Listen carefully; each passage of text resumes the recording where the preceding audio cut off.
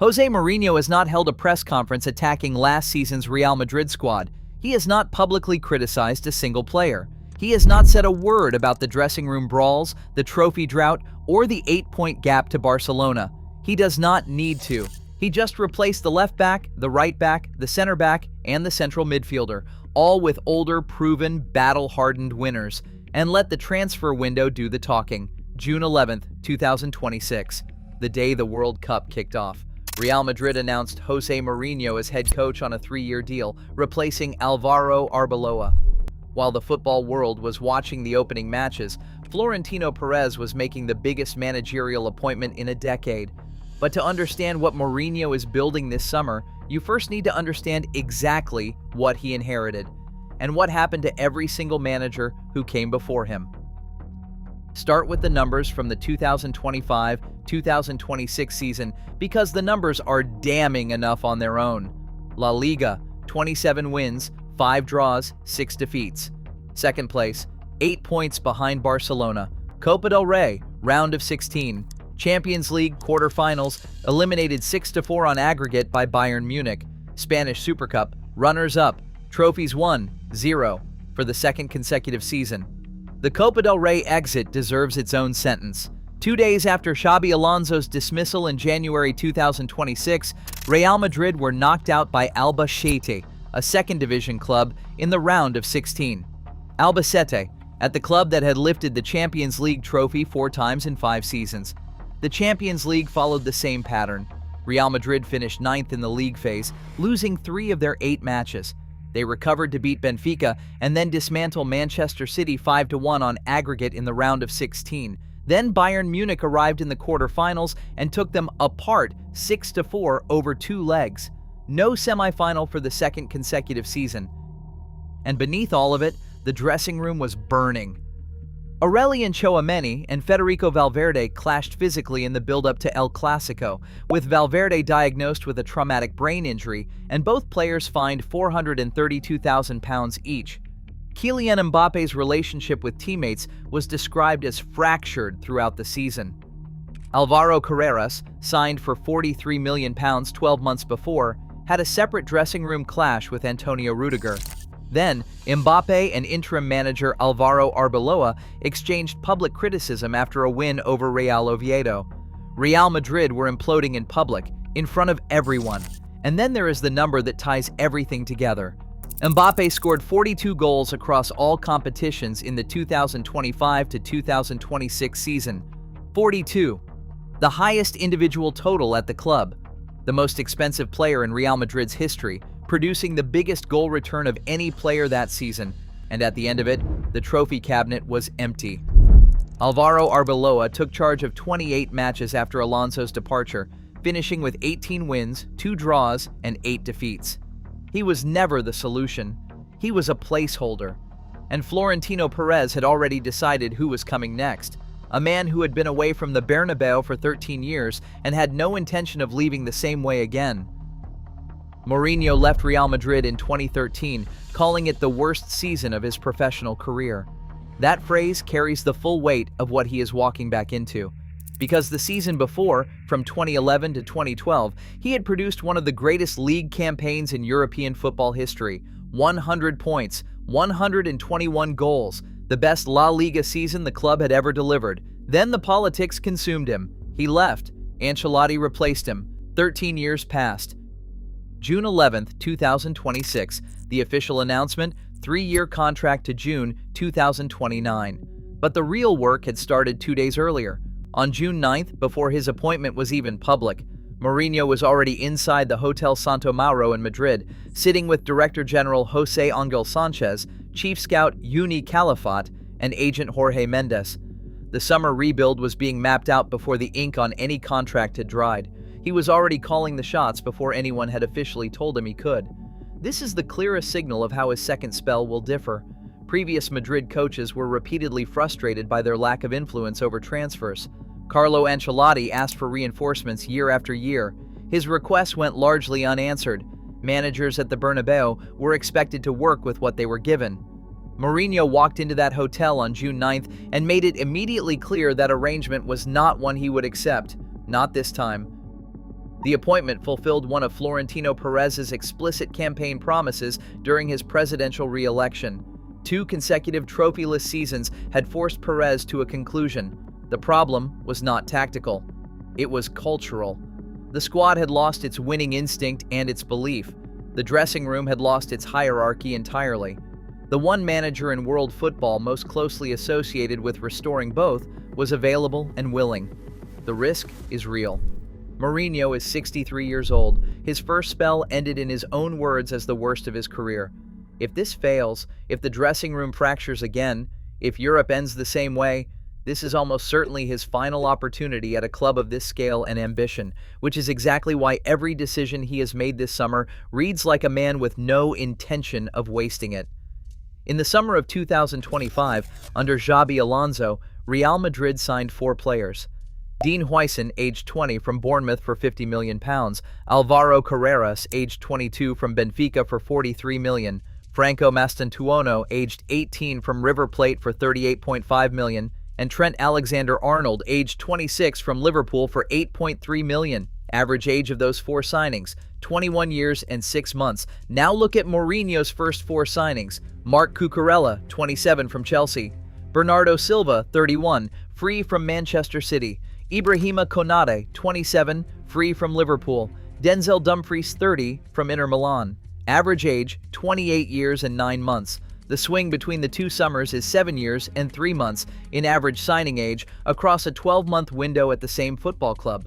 Mourinho has said nothing publicly about the 2025 signings. He has not named them. He has not criticized the approach that produced them. He does not need to. Every player he has brought in this summer is the direct structural opposite of what arrived 12 months earlier. The 2025 window was an investment in potential. The 2026 window is a verdict on what that potential delivered. And the verdict comes not in words, but in contracts signed with men who have already won things, been through the hard nights, and come out the other side. The one exception is Carlos Espy, 21 years old, signed from Levante for €25 million on a 5-year deal. He complicates the pure narrative, and it is worth being honest about that. But context matters. Espy fills a very specific tactical requirement that Mourinho demands from his center forward: a classic box striker, an aerial presence, a one-touch finisher inside the area, the precise profile that departed with Gonzalo Garcia. He is not a general youth investment. He is a positional solution at a modest fee.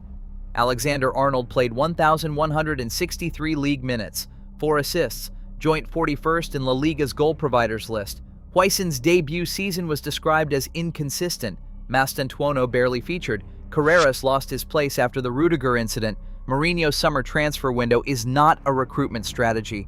It is an autopsy conducted in complete silence, one signing at a time. Bernardo Silva was one of the first names discussed at the June 9th Hotel Santo Mauro meeting. Before Mourinho had officially signed a single piece of paper, he was already telling the room that landing Silva on a free transfer should be the summer's absolute top priority. Real Madrid moved faster than Atletico Madrid, who had terms agreed in principle, and faster than Barcelona, who had also held serious talks. Silva signed a 2-year contract, 16 trophies under Guardiola. Guardiola once called him his weakness, his favorite one. He is 31 years old. Conventionally, that makes him a declining asset. Mourinho is not interested in convention. Marc Cucurella cost approximately €55 million from Chelsea. At the point of his signing, Real Madrid already had 3 left-backs on the books: Carreras, Fran Garcia, and the perennially injured Ferland Mendy. They signed a 4th. That single detail is more eloquent than any press conference statement about the quality of what Mourinho inherited. He called Cucurella directly before the deal was done. Mourinho recalled specific moves Cucurella had made when Chelsea hosted Benfica in the Champions League in September 2025, bringing them up in the conversation from memory with precise detail. Cucurella said afterward that the fact Mourinho remembered it was a nice way of seeing that he liked him as a player. He also arrived as a 2026 World Cup winner with Spain, days before completing his medical. Ibrahima Konate arrived on a free from Liverpool. Perez had named him specifically as a campaign promise during his presidential re-election. The defensive situation was critical. Militao long-term injured again, Rudiger 33, Alaba departed, Huijsen unconvincing, Asensio not trusted. Konate was too good an opportunity to allow to pass. His arrival makes Asensio's position at the club immediately untenable, which is entirely the point. Denzel Dumfries cost approximately €20 million from Inter Milan at the age of 30. Real Madrid have not paid a fee for a player over 30 in years.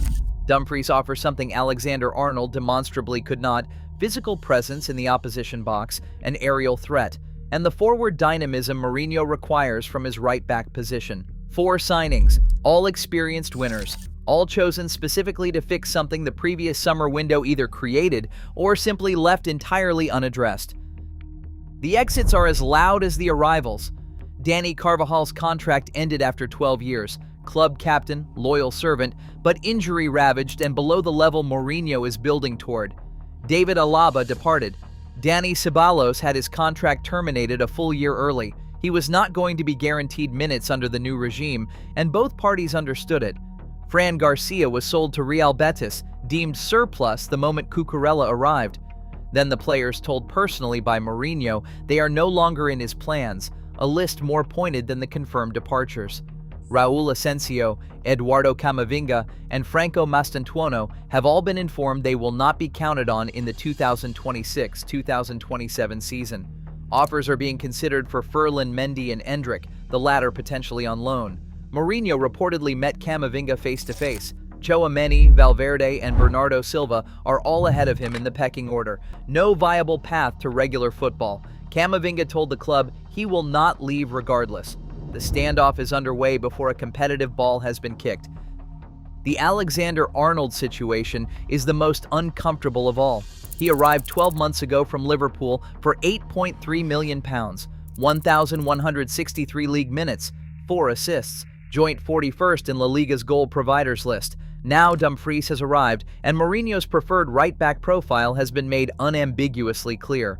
Alexander-Arnold is 27 years old, theoretically in his prime, and his future at the club heading into preseason is genuinely uncertain.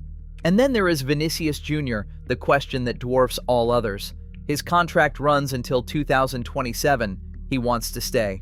Negotiations over a new deal begin only after the World Cup concludes. Arsenal have been linked with a blockbuster approach. Mourinho's input will be decisive. A squad rebuilt around experienced winners and a defined cultural identity must decide whether its most valuable and most potentially disruptive player fits the environment being built. Gonzalo Garcia, the one forward Mourinho genuinely rated from last season's squad, left for Arbeloa's Fulham for approximately €40 million. That door is closed. The exits list is the other half of Mourinho's verdict. The arrivals say who he thinks is good enough. The departures, confirmed and strongly encouraged, say who he has already decided is not. So, step back and look at the full picture. 2 consecutive trophyless seasons. A dressing room with physical confrontations, public feuds, and fines of £432,000 a player. 42 Mbappe goals and not a single trophy. An average signing age of 21 years and 6 months in 2025. And then, Mourinho arrives, holds a meeting 2 days before his own announcement, and spends the summer signing Silva, Cucurella, Konate, and Dumfries, averaging 28 years and 9 months, without saying a single critical word about anyone. That is the destruction in the title. Not a press conference, not a quote.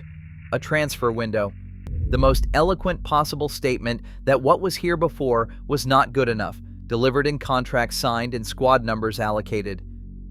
Is Mourinho the answer, or does this end the same way it did in 2013? Drop your verdict below, subscribe, and stay close.